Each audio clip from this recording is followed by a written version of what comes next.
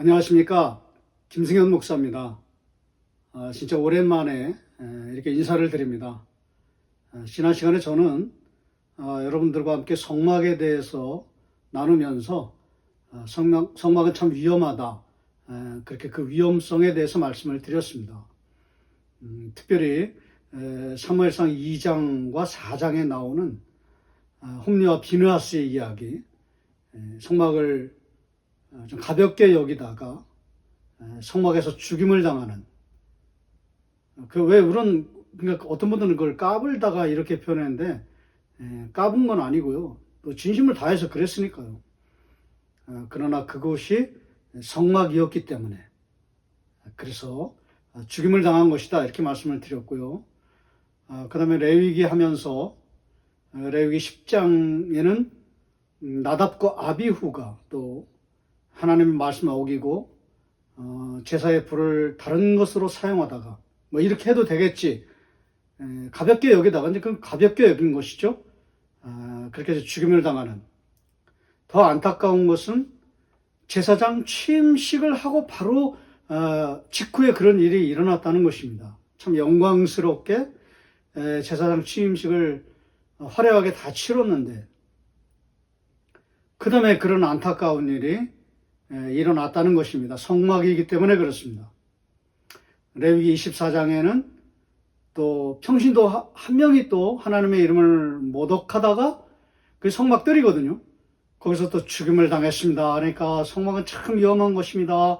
라고 제가 말씀을 드렸습니다. 오늘은 성막의 메시지 두 번째 시간이라고 생각을 하시면 됩니다. 오늘의 주제는 그렇게 안 좋은 주제가 아니고요. 또 부정적인 주제가 아니고 참 좋은 주제입니다. 긍정적인 그런 메시지입니다. 성막은 화해다. 제목을 제가 그렇게 정했는데요. 오늘 그 화해 이야기를 성막을 통해서 하나님께서 잔잔하게 들려주시는 그 이야기를 여러분과 함께 나누려고 합니다. 이스라엘 백성들이 출애굽의 그 경이로운 은혜를 경험하고 나서 이제 가나안 땅에 이제 가기 전에 광야에서 일정 시간을 정확히 말씀드리면 이제 40년을 보내는데요. 이제 얼마 안 됐을 때입니다.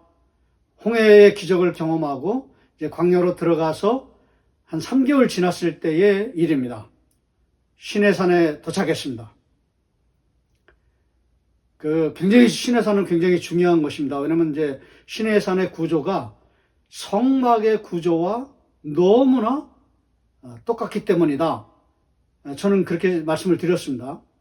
성막의 구조가 여러분 아시는 것처럼 뜰이 있고 성소가 있고 지성소가 있습니다. 그렇게 세 부분으로 단순하게 구성되어 있습니다. 그리고 성막들은 안뜰이 있고 장막 안에 있는 안뜰이 있고 장막 바깥 또 뜰이 있습니다. 그건 이제 바깥뜰입니다. 그러니까 안뜰과 바깥뜰이 다 뜰이에요. 그 뜰, 성소, 지성소. 근데 놀랍게도 시내산이 꼭 그와 같은 구조를 띠고 있다는 것이죠. 김경렬 교수님은 이거를 가지고 논문을 한 편을 썼을 정도니까요. 시내산이 굉장히 중요하다 그렇게 여기시면서 논문을 썼습니다. 그런 쪽으로. 시내산은 성전이다 그러죠. 시내산도 밑에 뜰이 있습니다. 산 아래. 그 다음에 중간엔 또 백성들이 못 들어와요. 지도자만 들어올 수 있습니다. 거기가 성소. 그 다음에 맨 위는 가장 거룩한 곳, 꼭대기는 거기가 지성소라는 거예요. 근데 놀랍게도 하나님의 말씀이 어디서 내려졌는가? 말씀을 주셨습니다. 십계명이죠. 십계명뿐만 아니죠. 이스라엘 백성들이 하나님 말씀대로 순종해야 될 그 모든 규례들이 거기서 다 나왔는데 지성소예요. 마치 지성소에 법궤가 있는 것처럼 여러분 똑같은 구조입니다. 그래서 시내산이 중요한 거예요. 함부로 할 수 없는 거예요. 그냥 가볍게 처신할 수 없는 곳이 시내산이었습니다. 근데 놀랍게도 출애굽기 32장에 보시면 이스라엘 백성들이 시내산에 도착했습니다. 3개월 좀 걸려서 그 다음에 하나님 말씀을 받았습니다. 말씀을 주셨습니다. 그 말씀대로 살겠습니다. 우리가 순종하겠습니다. 그렇게 예배를 드리면서 헌신하고 결단하면 참 좋은데, 그러면 뭐 놀라운 일이 일어날 수 있었겠죠. 근데 그게 아닌 것입니다. 금송아지를 만들어 놓고 우상숭배를 하면서 하나님 아는 다른 신을, 하나님이 제일 싫어하는 게 우상숭배거든요. 우상숭배하는 일이 일어났습니다. 나중에 거기 보시면 왜 그렇게 그들이 금송아지를 만들어 놓고 우상숭배를 했는가, 그 근거가 뭐냐면 모세가 지성소죠. 지성소에서 더디옴을 보고 그랬습니다. 못 기다린 거예요. 인내가 없었던 것이죠. 또 성경은 또 그렇게 평가하고 있습니다. 더디옴을 보고. 그러니까 안 내려오고 있다는 것이죠. 그래서 그렇게 금송아지를 만들어서 우상숭배를 할 수밖에 없었다, 이렇게 변명하는 것입니다. 여러분, 우리 신앙생활에 변명하는 것이 위기를 초래할 수 있습니다. 입을 딱 닫고 하나님의 뜻을 기다리면서 하나님의 판결과 처분을 기다리면서 기도하면서 인내해야 되는 것입니다. 근데 이스라엘 백성은 그렇게 하지만 못한 거예요. 더디움을 보고. 변명이죠. 어쩔 수 없었다는 거죠. 그런데 여러분, 하나님의 그 평가를 보십시오. 출애굽기 32장 7절에 내려가라, 모세에게. 왜 내려가야 됩니까? 그들이 지금 엄청난 죄를 저지르고 있다. 그러면서 이렇게 말씀하십니다. 그들이 부패했다, 이렇게 말씀하십니다. 변명하고 있다는 게 아니라 부패했다는 거예요. 하나님의 관점이에요. 하나님의 시각이에요. 여러분, 이 부패했다는 용어는 어떤 용어입니까? 제사 용어입니다. 성막 용어입니다. 성막에서 부패한 것처럼 부패한 음식은요, 제사용품은요, 제사 물품은요, 음식은요, 드리는 사람도 죽습니다. 그래서 죽은 거예요. 그래서 3,000명이 하루아침에 진멸당한 것입니다. 엘렌 데이비스는 가혹한 형벌이라고 평가를 했습니다. 저는 절대 동의하지 않습니다. 가혹한 형벌이 아니에요. 참혹한 징벌이 아니에요. 그냥 헤렘의 헤렘, 하나님의 심판이에요. 어미로우신 심판입니다. 왜? 성막이었기 때문에. 신의 산 그 아래, 거기는 뜰이거든요. 뜰이 성막이죠. 부패했죠. 제사에 관련된 용어죠. 마치 제사용품처럼 취급하신 거예요, 하나님이. 부패한 음식 드리는 제사인처럼 너희들이 금송아지를 만들어 놓고 우상 숭배한 것이 부패했다는 것입니다.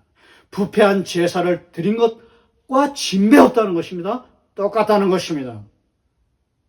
부패한 제사 드린 사람은 죽었습니다. 마찬가지입니다. 형벌이 가해지는 것입니다. 가혹한 형벌이 아닙니다. 오히려 3,000명, 원래는 다 하나님께서 죽이시려고 했죠. 근데 모세가 중보기도 합니다. 중보기도는 굉장히 중요하죠. 나중에 말씀드리겠습니다. 오늘 주제가 아니기 때문에. 따로 시간을 내서 또 잡아서 말씀을 드리겠습니다. 그냥 넘어가겠습니다. 어쨌든 그 중보기도 때문에 약화된 거죠. 3,000명만 죽었으니까. 거기에 비나스가 과감하게 일어나서, 거룩하게 일어나서 레위인들을 대동하고, 물론 이제 형제들이지만, 같은 백성들이지만, 동족이지만 3,000명이 죽었습니다. 그게 약화된 거죠. 원래는 다 죽어야 되는데. 다 그렇게 제사를 부패한 백성들이기 때문에. 왜냐하면 성전은 거룩한 곳입니다. 부패한 사람들이 설 수 있는 곳이 아닙니다. 존귀한 곳입니다. 영광스러운 곳입니다. 어미로운 곳입니다. 거룩한 곳입니다. 정결한 곳입니다. 부패한 백성이 설 수 있는 자리가 결코 아니었던 것이죠. 다 죽어야 되는 것이죠. 그런데 다 죽이지 않습니다. 3,000명만 죽이셨습니다. 약화된 거룩성의 회복 사건이죠. 정결을 회복한 사건이죠. 성전이기 때문에. 근데 엘렌 데이비스는 가혹한 형벌이었다.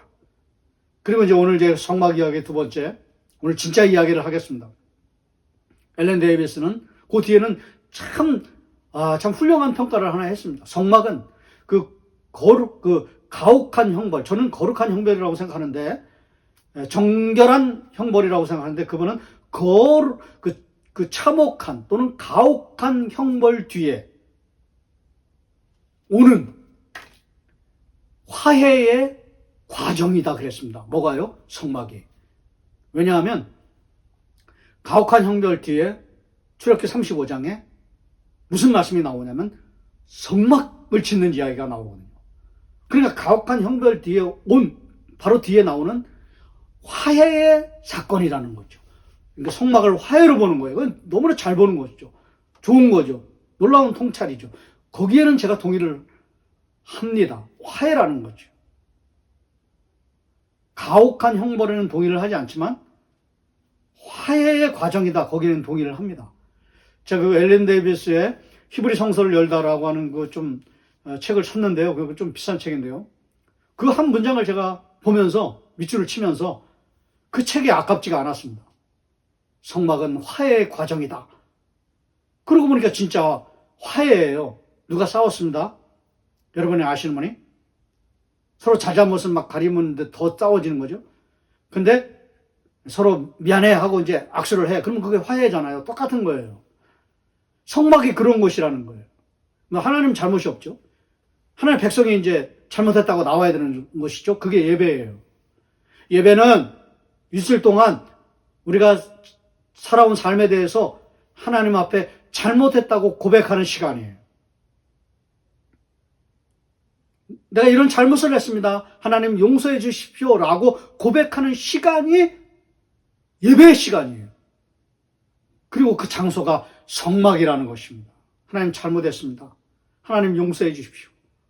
그래 하나님도 이제 말씀하시는 거죠. 그래 내가 용서한다. 손을 내미시죠. 우리 화해하자. 하나님 용서하시죠. 그런 장막이 성막이었다는 것이죠. 맞습니다.